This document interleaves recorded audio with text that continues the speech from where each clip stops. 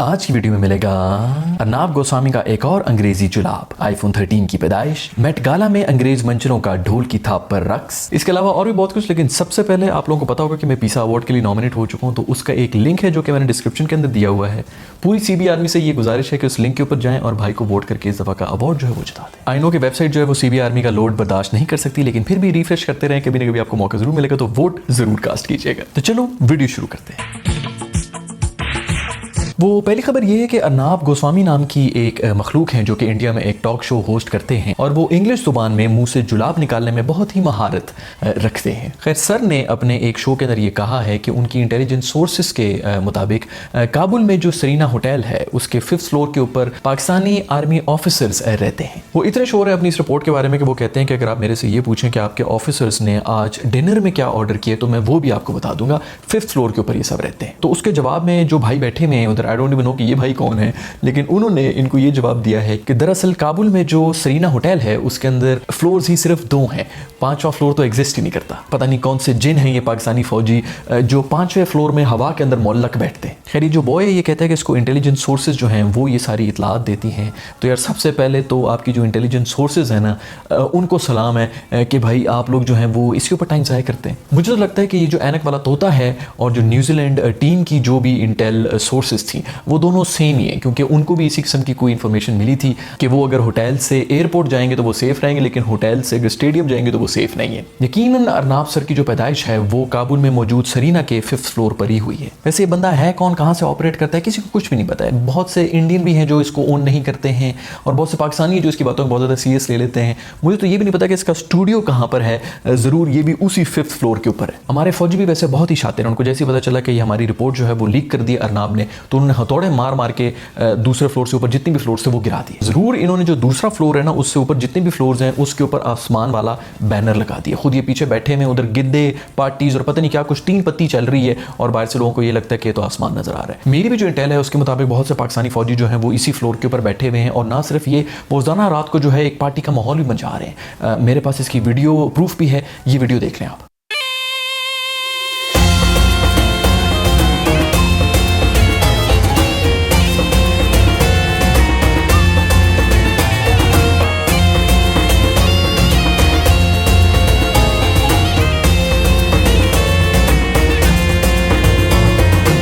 वैसे एक बात तो मैं आपको ये कंफर्म बता सकता हूँ कि इस 5th फ्लोर के ऊपर जो पाकिस्तान का सबसे बड़ा एजेंट फौजी बैठा हुआ है वो ये आदमी है।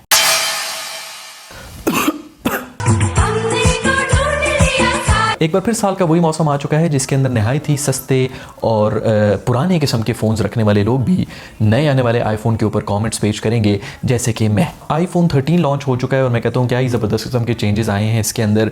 जैसे कि हमारी गाड़ियाँ होती हैं ना, वो 10 साल से एक ही किस्म का शेप जो है उसको पेल रही होती है। कभी उनके अंदर फॉग लाइट्स निकल जाती हैं, कभी उनके अंदर वापस डल जाती हैं, बस इसी किस्म के चेंज आ रहे होते हैं। हल्का फुल्का बम्पर में चेंज कर देते हैं। बिल्कुल यही फिलॉसफी रखी हुई है हमारे आईफोन वालों ने भी।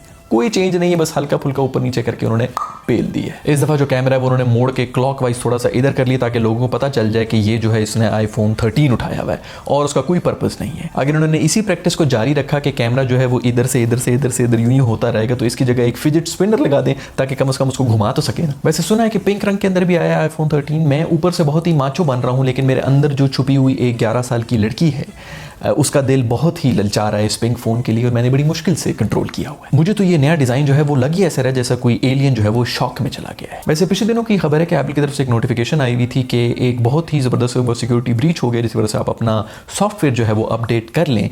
लेकिन ये बहुत शातिर लोग हैं, ये इसी तरह करते हैं। जब भी कोई नया फ़ोन लॉन्च हो रहा होता है तो ये इस किस्म की कोई अपडेट आपसे इंस्टॉल करवा देते हैं, जिसकी वजह से आपके जितने भी पुराने फ़ोन होते हैं वो कुछ इस तरह की हरकतें करना शुरू हो जाते हैं, उनको लग जाती हैं उल्टियाँ। मैंने आईफोन 11 के लॉन्च के टाइम पर भी एक आप लोगों से गुजारिश की थी, एक वीडियो बनाई थी जिसके अंदर मैंने ये कहा था कि यार ये जो किडनी वाले जोक्स है ना, प्लीज अब इसको पेलना बंद कर दें। खिसा दिए ये किडनी वाले जोक्स कर करके आप लोगों ने। अभी भी जब आईफोन 13 लॉन्च हुआ है तो हमने देखा है कि दोबारा से वही जोक्स जो हैं वो पेले गए हैं।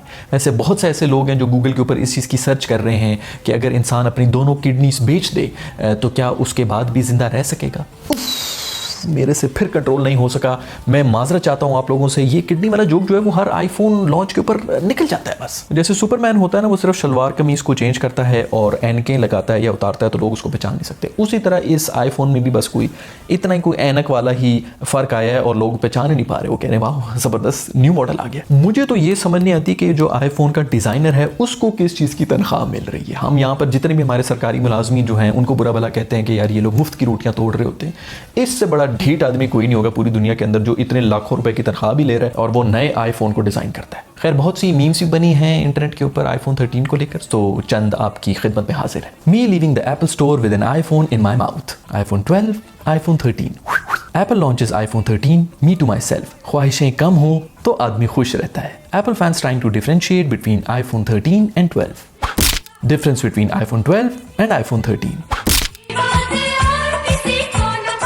एक और खबर यह है कि पिछले दिनों अमेरिका के अंदर मेट गाला नामी एक मेला सजा, जिसके अंदर जितने भी सेलिब्रिटीज हैं उनके अंदर के हैवान जो हैं उन्होंने बाहर आने की कोशिश की। किम कार्डेशियन ने तालिबान अप्रूव्ड अवार्ड शो में शिरकत की। वो मूवी थी ना एलियन, उसकी कास्ट मेंबर जो हैं उससे बहुत ज्यादा मुशाबियत रखती है ये। जब भी आप कोई नई वीडियो गेम लेते हैं तो बहुत से ऐसे कैरेक्टर होते हैं जो कि लॉक्ड होते हैं, वो इसी तरह ग्रे हुए हुए होते हैं। जैसे जैसे आप वीडियो गेम खेलते हैं या फिर आप कोई क्रेडिट्स वगैरह बाय करते हैं तो तभी आप इनको अनलॉक कर सकते हैं। ये जो पीछे चाचा खड़े हैं ना, इनके रिएक्शन हम सबके रिएक्शन है। वैसे पाकिस्तान में जब भी आपका कोई दोस्त आपसे कर्जा लेता है ना तो वो इसी रूप में आ जाता है और मुंह छुपा के बाहर निकलता है और गायब हो जाता है। वैसे इसने बताया किस तरह होगा एंटर होते हुए कि मैं किम हूं, ये तो कोई भी जो है मुंह के ऊपर गिलाफ पहन के इस तरह आ सकता था शो के अंदर। फ्रैंक भाई भी आए हुए थे शरक की नाजायज औलाद उठाकर और सब लोग कह रहे हैं कि ये बच्चा जो है वो नकली है। कितना कोई रेसिस्ट कमेंट है यार, आप किसी की स्किन कलर की वजह से क्यों कह सकते हैं कि यार ये नकली। ऐसी रजाइयां होती थी एक जमाने में पाकिस्तान में, हर घर में होती थी, वो ये भाई पहन के आए हुए।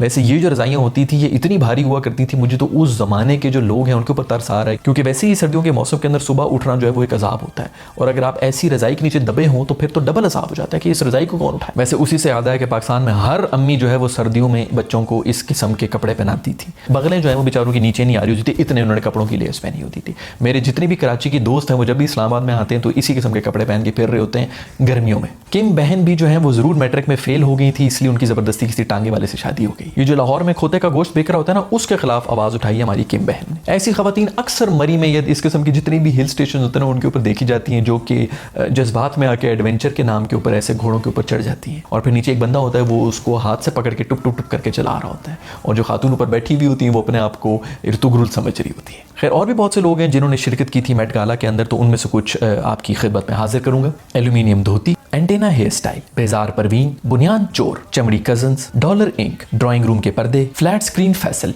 घर दामाद काउबॉय, गुलखान का गुलदान, हाजमूला, हकीम का एड्रेस, जहेज, काशिफ कफन, लाल हवेली, माली की बेटी, माशरती अलूम, मछेरन जाली, मिसेस बाइकिया, मिसेस अर्तुगरुल, निक्कर नवीद, पानी का गुब्बारा, परेशान कैचअप, रॉबिन नील, शलवार कोट, शरीफ शाहिद, एयर वेंटिलेशन धोती, सुनहरी आबशार, सूरजमुखी शुमाइला और स्किन टाइट जेवर। गाइस मुझे उम्मीद है कि आपको आज का ये रिवाइंड एपिसोड जरूर पसंद आई होगी, लेकिन मैं आपको फिर रिमाइंड करा दूं कि पीसा अवार्ड्स के लिए मैं नॉमिनेट हो चुका हूं। नीचे डिस्क्रिप्शन के अंदर मैंने उसका लिंक दिया हुआ है। वेबसाइट क्रैश कर जाती है लेकिन फिर भी उसको जरूर रिफ्रेश कीजिएगा, कभी ना कभी आपको जरूर मौका मिलेगा मुझे वोट देने का। अगर आपको लगता है कि मैं ये अवार्ड डिजर्व करता हूं तो प्लीज जरूर वोट दीजिएगा। I will see you in the next video, bye.